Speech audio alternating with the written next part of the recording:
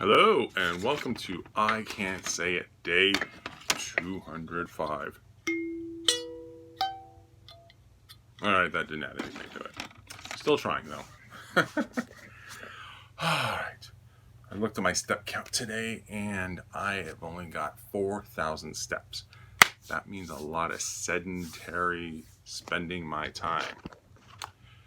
That means I should have eaten fewer calories since I didn't do too much walking. Alright. Well, today was one of those funny days. The family is back together again. Hopefully we can go back to our routine. Though, I get the feeling that from my son that we are not active enough. That he needs a little bit more outside time than we've given him. So we will take that into consideration and see what we can do about that. The next couple days we got a lot of UAT testing at work, so that's going to kill my weekend, our after work time to nil. So maybe there's something I can do in the morning with him, which is probably the best thing to do. Hello, Fergie. Welcome. Fergie, the female dog, is now in the house. I'm not sure what she's up to, just sniffing around, I guess. Alright, so the goal. Weight goal 263.0. Will we get there? I don't know. The weight today said 264 point something. I don't recall. I didn't record it in the Fitbit app. So hopefully I didn't eat too much today, considering the amount of exercise. Come here, Ferg. Good girl. And she is a good girl. She just sniffs around and does whatever. Funny how when you're not working and you're not in front of a computer and you're not really paying attention to things, you don't really notice what's going on in the world. So there's not a whole lot to say. You know what's funny is I usually say there's not a whole lot to say, and then I go and I ramble on about something.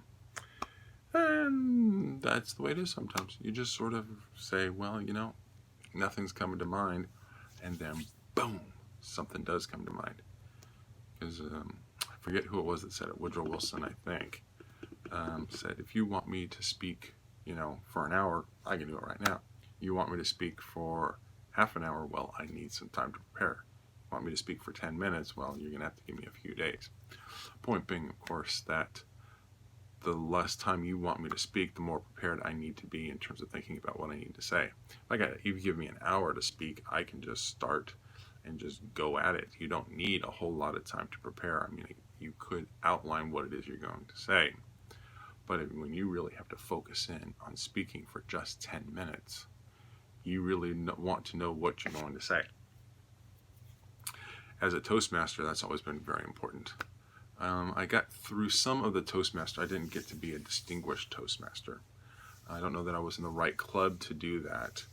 Our clubs kind of sort of follow the rules, but I think other Toastmaster clubs really follow the rules, and they got a very set procedure down. And a lot of times when you see procedures like that, you think to yourself, well, is that really necessary? When you're in Boy Scouts, there's all the saluting and this, and Marines and the armed forces, those I get. The routine, the practice, the ritual, that's all important. I get that, but I don't know anything in Boy Scouts and Toastmasters. I guess it allows you to have some sort of framework where if you went from one club to the next, things would be the same, much like the food at McDonald's. That is one thing they pride themselves on, is if you go from one McDonald's to the next, the food tastes essentially the same. So if you're in Bakersfield and you go to McDonald's, then you go to Grand Rapids, Michigan, and you go to a McDonald's, you know what to expect. And I guess there's something reassuring about that. But every once in a while in our family, we're like, let's do something different. It doesn't have to be different kind of food. It can just be, this is a low batter. This is a burger place that we haven't been to before. And so then we go into the burger place and we try the food, and we see a way that a burger is treated or prepared differently. And that's always exciting too. Because while they may have burgers, they may have other things. They may have other types of shakes or French fries or seasoned fries or curly fries or sweet potato fries or steak fries. You just never know what you're going to find. So that's why we don't tend to stick to, the chain stores. We try to go to the little holes in the wall because you never know what you're going to find. There's one over off of Meridian, that's a nice Mexican food, and we ate there and had a delicious time. Then we went over to Kirtner, and there was another Mexican place, which the food was even better.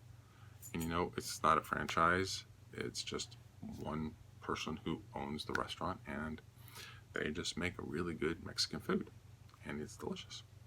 And no, we did not find out if all of their employees were eligible to work in the United States or not.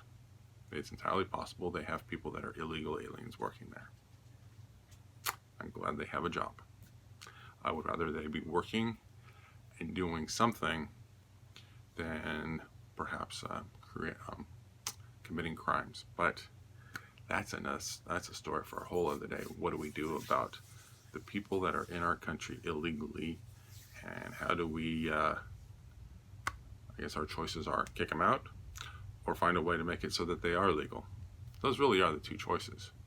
And kicking them out is the simplest of the solutions, because are you here illegally? No, goodbye. Really a two-step process. The question is, if we are having a hard time filling positions, don't we need more bodies in the country filling these positions?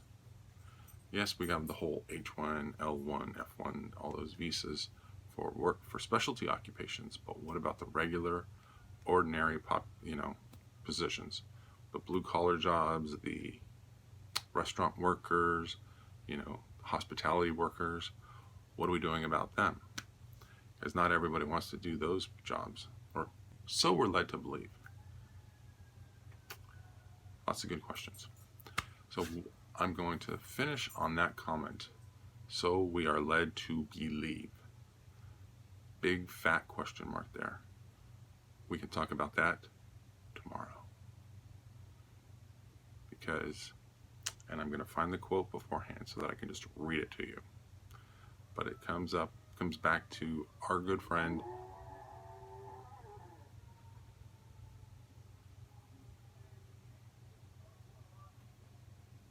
that was Fergie howling at the sirens.